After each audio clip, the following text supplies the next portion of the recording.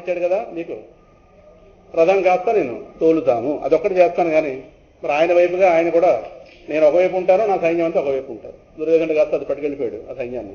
ఈయన నేను యుద్ధం చెయ్యను.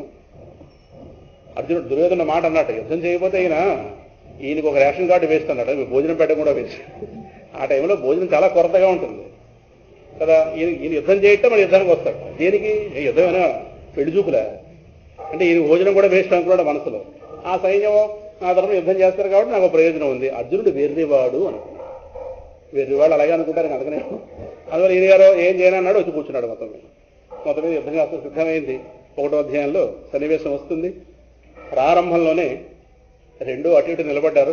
ప్రారంభంలో ఇటు వాళ్ళు అటు, అటు వాళ్ళు ఇటు ఒకసారి హెచ్చరికలు చేసుకున్నారు. ధర్మం మా పక్క ఉంది, సరే అధర్మపరుడు వీడు మాట వినలేదు కాబట్టి అంటే పంచభూతాలకు చెప్పాలి, సారీ చెప్పాలి. యుద్ధంకి ఎందుకు దారి తీసామంటే మేము ఎన్నో ప్రయత్నాలు చేసాం, పెద్దల చేసి చెప్పించాం, వాడు మాట వినలేదు. కానీ మాకంటూ మా రావాల్సిన హక్కు కోసం మేము ఇంకో దారి లేక నేను యుద్ధానికి దిగాను అని చెప్పి ధర్మరాజు గారు ఒకసారి పంచభూతాలకి సారీ చెప్పుకున్నాడు. ఎందుకంటే యుద్ధం జరిగిన తర్వాత ప్రకృతి వైపరీత్యాలు వస్తాయి, ఒక ఇన్బ్యాలెన్స్ వస్తుంది. కొన్ని కోట్ల మందిలో ఉన్నారు కనుక ఇలా యుద్ధాన్ని దారి తీశాను, నన్నేమనుకోకండి అని చెప్పి ఆయన సమస్త దేవతలకి వీళ్ళందరికీ కూడా మరి సారీ చెప్పుకున్నాడు. మా పక్క ధర్మం ఉంది, అటుపక్క అధర్మం ఉంది అని ఎవరైనా భావిస్తే ధర్మపక్షంలోకి ఎవరైనా అట్టించి రావచ్చు అనగానే కొంతమంది అట్టించి వచ్చారు. ఆ సమయం వాడు అలాగే చెప్పాడు, నాదైన రాజ్యం ఎవరికి ఇవ్వను. సరే వీళ్ళు కాస్త బలి తెగించి యుద్ధానికి వస్తున్నారు కనుక మా పక్క ధర్మం ఉంది అని ఎవరైనా అనుకుంటే నా పక్క రావచ్చు అంటే కొంతమంది మూర్ఖులు ఇంటించి అటెండి పోవడానికి ఉన్నారు కాబట్టి వాళ్ళు వెళ్ళారు. అంటే లాస్ట్లో కూడా కొంచెం బుద్ధులు మారే అటు ఇటును, ఇటు వాళ్ళట్టు అటు వాళ్ళట్టు కొంచెం తర్జుమా అయ్యారు.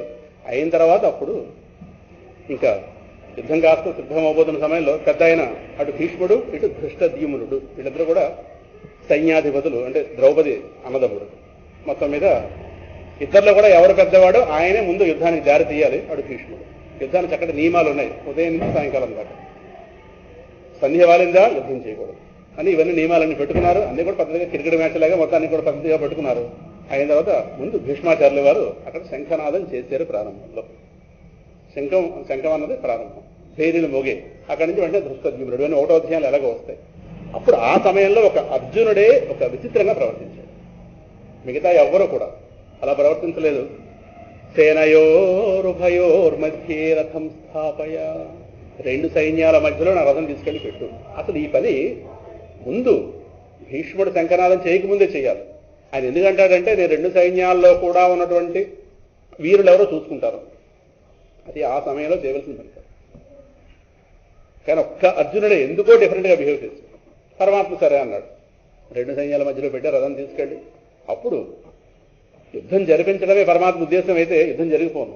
కానీ తర్వాత కాలంలో రాబోతున్న మనం ఉన్నాం కదా, మనందరికీ ఏదో ఒకటి ఇచ్చి వెళ్ళాలి.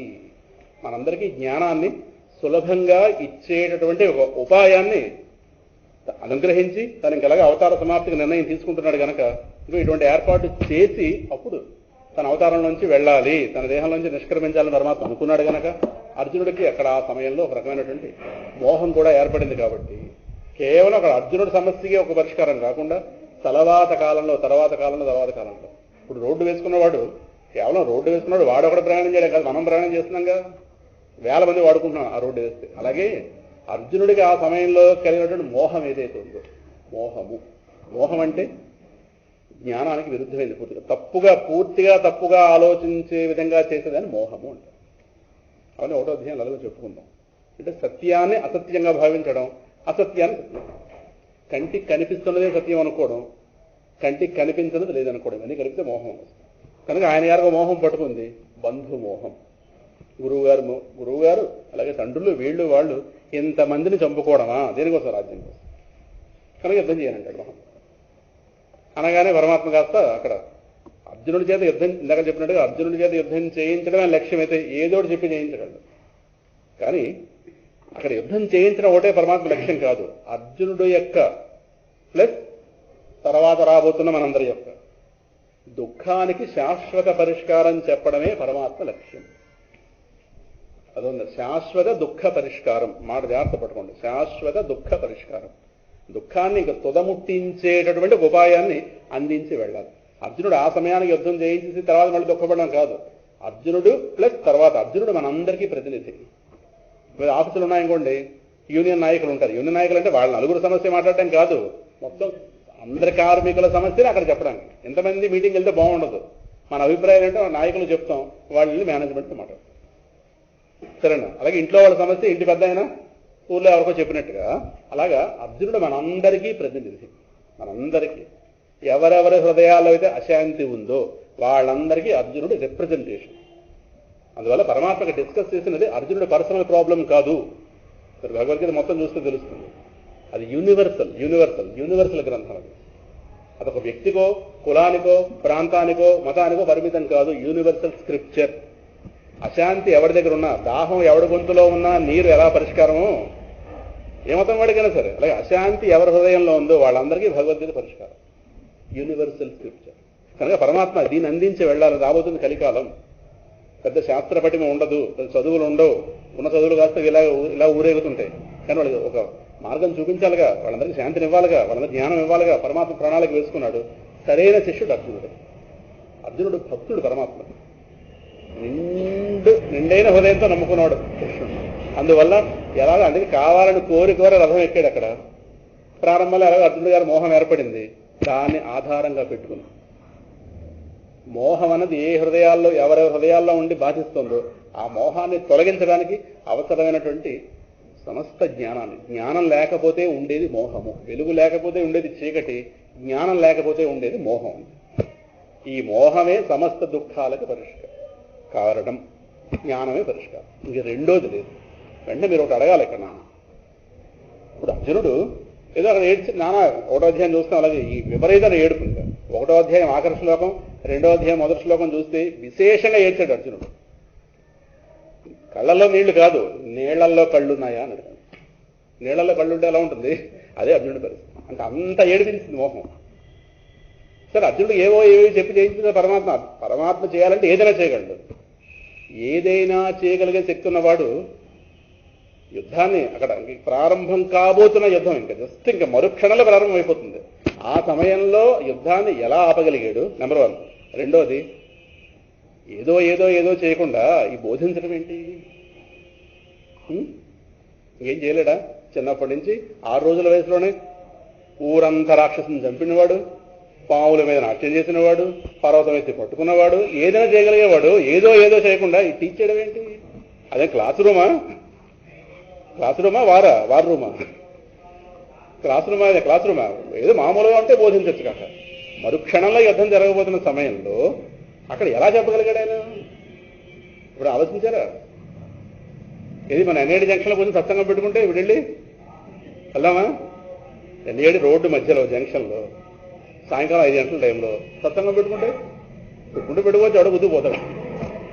పరమాత్మ ఎలా చెప్పగలిగాడు? ఇప్పుడు ఆలోచించారా?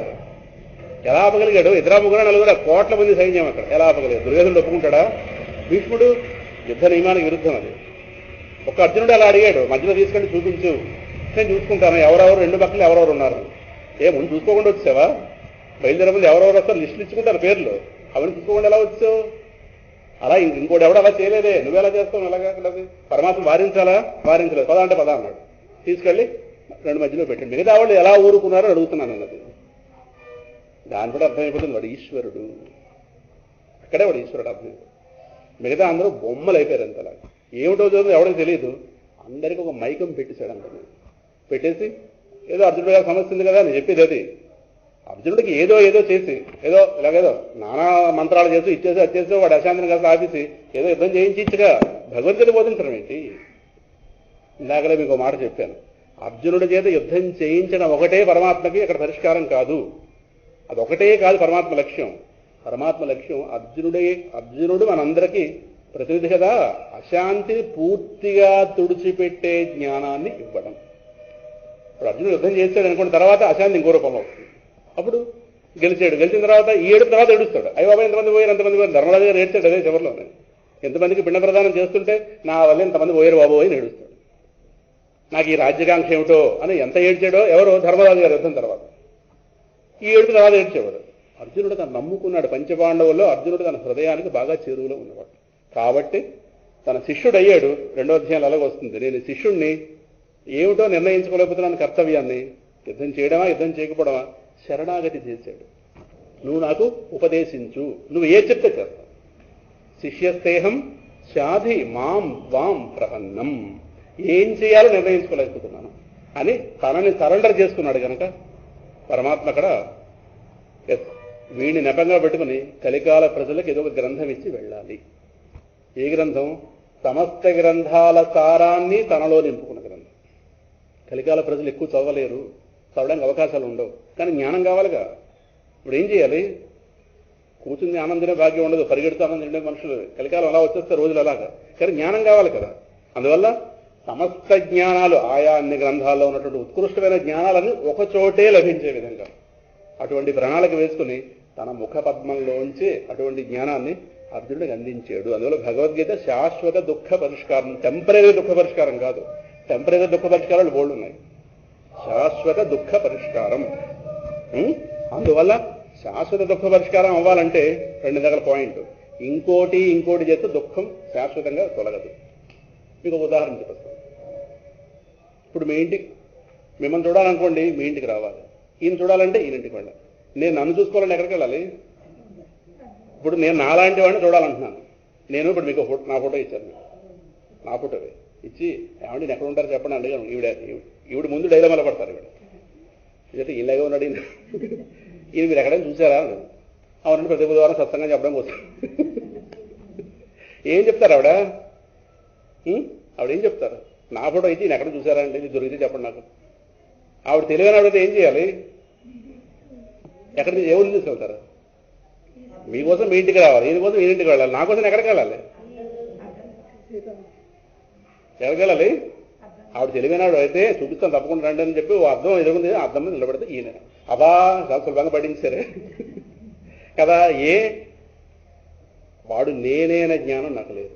నా ఫోటో మీకు చూపిస్తున్నాను, వీడెవడో నాకంటే వేరన్నట్టుగా వీడు ఎక్కడో వెతికి పెట్టండి. ఆవిడ అది తప్పించి, అద్దంలో చూపించడం తప్పించి ఏ ప్రయత్నాలు చేసినా సరే పట్టివ్వగలరా? ఆవిడ తరమా? నాలాంటి వ్యక్తి ఎక్కడ తీసుకొస్తారు ప్రపంచంలోని? నాలాంటి వ్యక్తి నా వ్యక్తి రావాలి, నేనే రావాలంతే. ఆవిడ వేరే తీసుకొచ్చే అవకాశం ఉందా? మోహం పోవాలంటే జ్ఞానమే కలగాలి. ఇంకొకటి పరిష్కారం కాదు. పరమాత్మ తెలుసు వీడిని ఏడిపిస్తున్నది యుద్ధం అనే సమస్య కాదు, మోహం అనే సమస్య. ఆ మోహం అనే సమస్య యుద్ధం అనే సమస్య కింద పైకి చూపించి అలా ప్రొజెక్ట్ అయింది. అలాగా అడుగునున్న కారణం ఏంటి? మోహం. అడుగునున్న కారణం మోహం. అందులో మోహం తొలగాలంటే జ్ఞానమే పరిష్కారం. జ్ఞానం ఇవ్వాలంటే పరమాత్మ అయినా ఇంకోటి ఎవడైనా సరే కూర్చోబెట్టి బోధించడం. ఇప్పుడు నా ముందు ఆవిడ అర్థం తీసుకొని చూపించారు, అర్థంలో అక్కడ కనిపించింది ఎవరు? నేనే. చూసింది నేనే, నన్ను నేనే చూసింది. అలాగే ఇక్కడ దేనికి సంబంధించిన జ్ఞానం? నాకు సంబంధించిన జ్ఞానం. నాకు సంబంధించిన జ్ఞానం లేకపోవడమే మోహం. కనుక మోహానికి పరిష్కారం నాకు సంబంధించిన జ్ఞానం. ఇదొక్క జ్ఞానం తప్పించి ఏదిచ్చినా మనిషి అసంతృప్తిని తొలగించలేము. ఈ వాక్యం రాసుకుంటే సరిపోతుంది అక్కడ. అందుకే పరమాత్మ చేత కాని వాడిలాగా అక్కడ కూర్చోబెట్టి బోధించాడు. ఇంకోటి ఏది ఇచ్చాడు అనుకోండి, కొడిస్తే ఇవ్వచ్చు కాక, కానీ అర్జునుడి యొక్క ఇన్కంప్లీట్నెస్ పోదు, మోహం పోదు. ఆ టైం కదా యుద్ధం జరిగిపోతుంది. తర్వాత ఈ ఏడుపు తర్వాత ఏడుస్తాడు, ఇంకా తిడతాడు కూడా. నీ అంత వాడు అక్కడ ఉన్నావు, నాకు చెప్పొద్దా, యుద్ధం చేయించావు నా చేత, ఎంతమందిని చంపించావు అని చెప్పి అభిమన్యుడు పోతే తిట్టేదే లేదా పరమాత్మని? ఎంత భగవద్గీత విన్నవాడు 11వ రోజున అభిమన్యుడు పోతే, 8వ రోజున అభిమన్యుడు పోతే అర్జునుడు పరమాత్మ చివాట్లు పడదు. నీ వల్ల నా కొడుకు పోయాడు. ఇది ఎంత భగవద్గీత విన్నవాడు. మహాభారతం చూస్తే తెలుస్తుంది. అంటే మోహం ఏం పోలేదు, అక్కడికి ఏమైంది. కానీ అర్జునుడు మోహం ఏదో అక్కడ తగ్గింది, కొంత సబ్సిడైజ్ అయింది. కలికాల ప్రజలు ఎవరైతే ఉన్నా వీళ్ళందరినీ దృష్టిలో పెట్టి పరమాత్మ. అర్జునుడు రిప్రజెంటేషన్, మనందరికీ ప్రతినిధి. అందువల్ల మోహము తొలగటయే కేవల పరిష్కారం కనుక దేనికి? అశాంతి.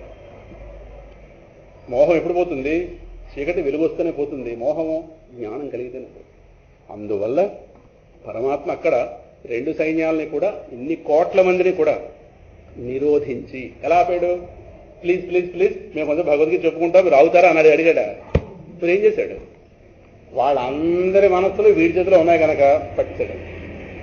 సుమారు 1:20 నిమిషాలు జరిగిందంటారు డిస్కషన్ అక్కడ. ఆ టైంలో ఏం జరిగింది తెలిసిన? కాలచక్రాన్ని పరమాత్మ ఆపించాడు. ఎవరికి మనసు వర్క్ అవ్వలేదు. ఎలా ఉందంటే పరిస్థితి, మనందరూ నిద్రలో ఉన్నప్పుడు ఎలా ఉంటాం అలా ఉన్నారు వాళ్ళందరూ, బొమ్మల్లా చేసి పడింది. ఒక్క భీష్ముడికే మనసు కదులుతోంది, మిగతా ఎవరికి చలనం లేదు అక్కడ. భీష్ముడికి అర్థమైంది పరమాత్మ ఏదో బోధిస్తున్నాడు ఇక్కడ. గాలికి దండం పెట్టేట, గాలి అట్నుంచి వీచు 4 వాక్యాలు చెవిలో పడతాయి. ఇదే భీష్ముడు అంబసం మీద ఉన్నప్పుడు ఇదే ధ్యానించాడు.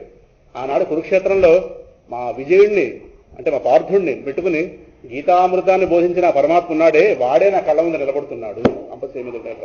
ఈ భాగవతం చూస్తే గాలిని దండం పెడితే ఏడ్చేట, గాలి అట్నుంచి వీచు 2 వాక్యాలు చెవిలో పడతాయి. మిగతా ఎవరికి చలనం లేదు.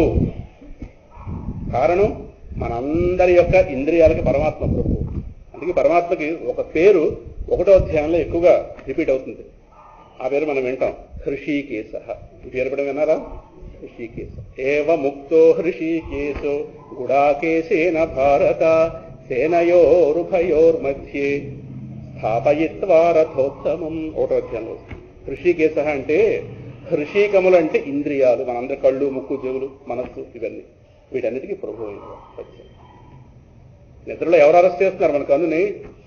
నిద్రలో మన చెవుని ఎవరు? నిద్రలో మన పక్కన కూర్చి మంచి నిద్రలో ఉన్నాం, మన పక్కన కూర్చొని ఎవరైనా చాడీలు చెప్పుకున్నా మనకు వినిపించదు. కారణం చెవి కట్ చేశాడు పరమాత్మ. కరెంటు బిల్లు కట్టకపోతే కరెంటు కట్ చేసినట్టుగా తెల్లారు లేవగానే మళ్ళీ లింక్ పెడతాడు. కట్ చేస్తున్నవాడు ఎవడు, లింక్ పెడుతున్నవాడు. సమస్తమైన ఇంద్రియాలను అలా పట్టేసి ఒక అర్జునుడు, తను ఒక భీష్ముడు. భీష్ముడు పూర్తిగా వినిపించలేదు రండి. రథం మీద స్వామి హనుమ ఆయన. అది అక్కడ జరిగింది. భగవద్గీత 1:20 నిమిషాలు అంటారు, 1:30 కానీ ఆ సమయంలో కాలము లేదు.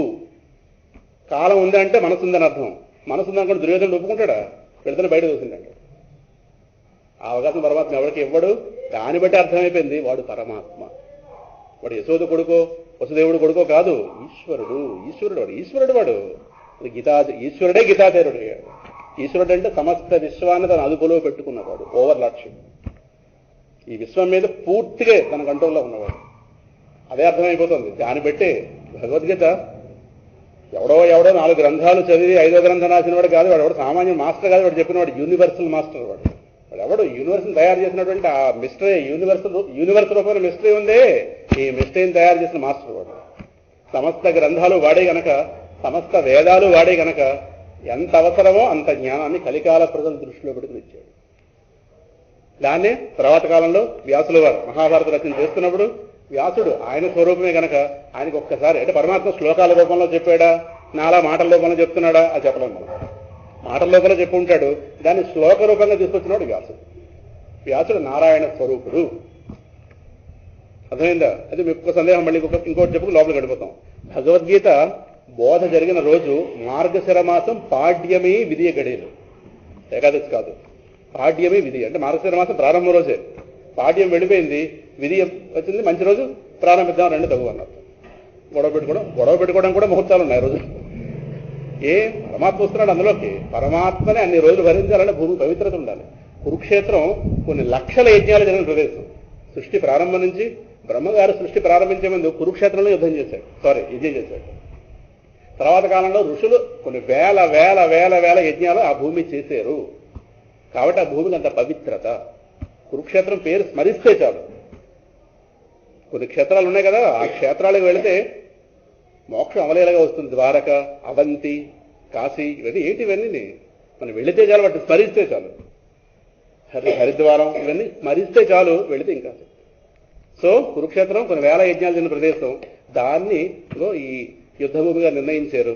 అటువంటి ఆ కురుక్షేత్రంలో మార్గశిర మాస ప్రారంభ రోజున యుద్ధం ప్రారంభమైంది. అంటే వెంటనే మీరు అడగచ్చు, మరి గీతా జయంతి ఏకాదశి ఎందుకు వచ్చిందని. మీరు వెంటనే అడగాలి కదా, మీరు అడగరు. నీళ్ళు తాగలిస్తారు, అప్పుడు తర్వాత అడుగుతారేమో. మరి మార్గశిర మాసంలో గీతా జయంతి చెయ్యం. ఎందుకంటే యుద్ధం బాగానే జరిగిపోయింది.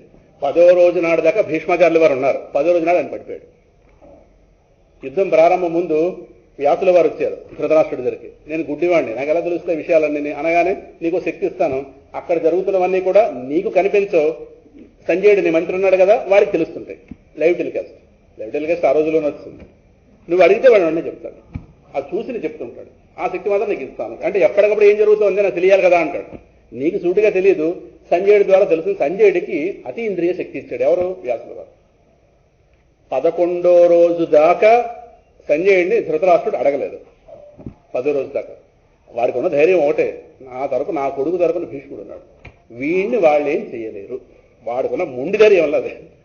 దుర్యోధనుడు ధైర్యం ఏం తెలిసినా నాకు కర్ణుడు ఉన్నాడు, వీడున్నాడా అర్జునుడు సరిపోతాడు. అర్జునుడి పేరు చెప్తే దుర్యోధనుడు నిద్రపట్టింది కాదు. వాడిని ఒకటి పక్కన పెడేస్తే మిగతా వీడు చెప్పిగాడు. వాడు కొరకడానికి పోయి అక్కడ వాడికి వీడు ఒక సమవుజ్జి అనుకున్నాడు, వాడి భ్రాంతి. భీష్మాచార్యుల వారు నా కొడుకు తరపున ఉన్నాడు, నాకేం పర్లేదు అనుకున్నాడు ఈ గుడ్డివాడు. ఎవడు ధైర్యాలు వాడు. మనం ఏవో పెట్టుకుంటాం కదా ఆలంబం, అలా పెట్టుకున్నారు.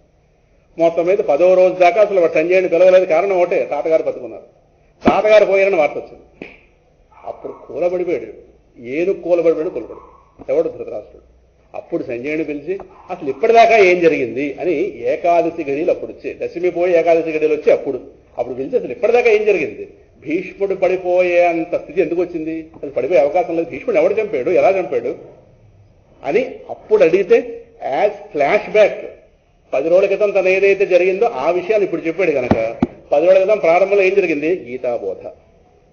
నాయన ప్రారంభంలో యుద్ధం జరిగిపోలేదు, అర్జునుడు గారు ఇలా ప్రవర్తించాడు, ఈయన కురుక్షేత్రం మధ్యలో తీసుకెళ్లిన తర్వాత అక్కడ గీతాబోధ జరిగింది, తర్వాత యుద్ధం జరిగింది. సో యుద్ధానికి ముందు జరిగింది గీత. దాని అర్థం గీతా జ్ఞానాన్ని హృదయంలో పెట్టుకుని యుద్ధంలో దిగినా యుద్ధంలో మనం గెలుస్తాము. అందరూ యుద్ధం చేయడం లేదా, తెల్లాలేస్తే పిల్లల్ని స్కూల్కి పంపించడం పెద్ద యుద్ధం, ఇక కురుక్షేత్రం తేలిక నన్ను ఇది గారు ఆఫీస్కి వెళ్ళడం యుద్ధం, మరి ఇంట్లో ఉండడం పని మనిషితో పని చేయించడం యుద్ధం, సంతకెళ్ళి కూరలు చేయడం యుద్ధం. ఏది యుద్ధం కాదు. కలికాలం అంటే యుద్ధ జీవితం. మనిషితో మాట్లాడితే భయం, మాట్లాడకపోతే భయం. యుద్ధాలు కావాలి, ఎలాగో యుద్ధమయ్యే జీవితాలు కాబట్టే యుద్ధంలోకి ఎలాగో వెళ్ళాలి. అప్పుడేం చేయాలి, జ్ఞానం కలుగుతుంది. కత్తి డాలు పెట్టుకోవాలిగా, ఇవేం పెట్టుకోకండి, జ్ఞానం ఉంటుంది. అందువల్ల పరమాత్మ కలికాల ప్రజలకు ఇచ్చిన పెద్ద వరం భగవద్గీత. సో పాడ్యమి విజయ గడిలో జరిగిన అది జరిగినట్టుగా మనకు లోకానికి సంజయుడి ద్వారా ధృతరాష్ట్రుడి ద్వారా ఏకాదశి గడియల్లో తెలిసింది కనుక లోకానికి అందింది ప్రథమ శ్రోత సంజయుడు, అంటే లోకానికి అందించడంలో ధృతరాష్ట్రుడు.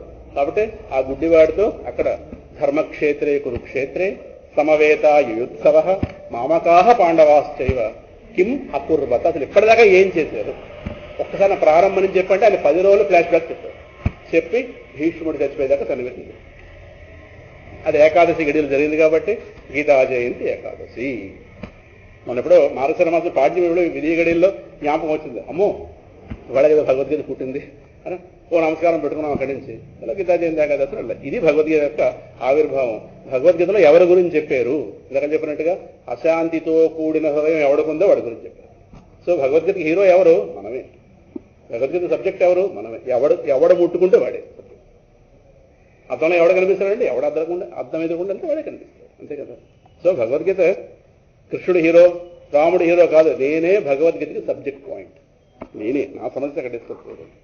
అందువల్ల భగవద్గీతను దూరంగా వెళ్ళడానికి వీల్లేదు, భగవద్గీతను దూరంగా పెట్టడానికి వీల్లేదు. భగవద్గీతను దూరంగా పెట్టడం అంటే ఆనందాన్ని దూరంగా పెట్టడం, శాంతిని దూరంగా పెట్టడం. శాంతికి కావాల్సిన సమస్త ఉపాయాలు భగవద్గీతలోని మహాత్ములు వాడుకున్నారు. దీన్ని వాళ్ళ జీవితాలు అందంగా తయారు చేసుకున్నారు. ఒక్క శ్లోకం, ఒక్క మాట, అది జాగ్రత్తగా విషయం తెలిసిన వాడు కనుక సమగ్రంగా చెప్తే చక్కగా పట్టేస్తుంది. సింపుల్గా ఉంటాయి శ్లోకాలు, అందులో అర్థం గంభీరం. కొంతమంది మహాత్ములు వ్యాఖ్యానాలు రాశారు. శంకర భగవత్పాదుల వారు, భగవద్ రామానుజులు. ఎన్నెన్ని వ్యాఖ్యానాలు వచ్చాయి, ఎన్నో వస్తున్నాయి. కానీ ఎన్ని వస్తున్నా ఆ 700 శ్లోకాలే. మళ్ళీ గ్రంథం ఏం పెరిగిపోవట్లేదు, ఆ 700 శ్లోకాలే. కానీ విచిత్రమైన అర్థాలు వస్తున్నాయి. కారణం పరమాత్మ ఏ ఒక్క మనిషినో దృష్టిలో పెట్టుకుని చెప్పలేదు. ఇందాక చెప్తున్నాం కదా, సమస్త విశ్వం తెలిసినవాడు కనుక. ఇప్పుడు మీరున్నారనుకోండి, ఇంట్లో మీ నలుగురు ఉంటే ఈ నలుగురికి ఏదేది ఇష్టమో గుర్తించగల కూరలు వండుతారు. వాళ్ళకి ఇది ఇష్టం అని చెప్పి ఎలా వండుతారు. పరమాత్మ సమస్త జగత్తుకి కారణమైన వాడు. సమస్త జగత్తులో ఉన్న మనుషులు వాళ్ళ మనస్సులు తెలిసినవాడు కనుక ఎవరెవరి మనస్సులో ఏ దోషం ఉంటుంది, ఎవరెవరి మనస్సుకి ఏ సమస్య ఉంటుంది, రాబోయేవాళ్ళు, వచ్చి వెళ్ళిన వాళ్ళు, ఆల్రెడీ ఉన్నవాళ్ళు కనుక ఇన్ని మనస్తత్వాలని దృష్టిలో పెట్టుకుని అన్ని మనస్తత్వాలకి ఉపాయాలను భగవద్గీతలో చెప్పాడు. అందులో భగవద్గీతలో చెప్పబడని రహస్యము లేదు. ఒక పరిపూర్ణమైనటువంటి ఒక మానసిక శాస్త్రం భగవద్గీత. భగవద్గీత జ్ఞానం పట్టిందా ఇంక మనోరోగాలు ఉండవు.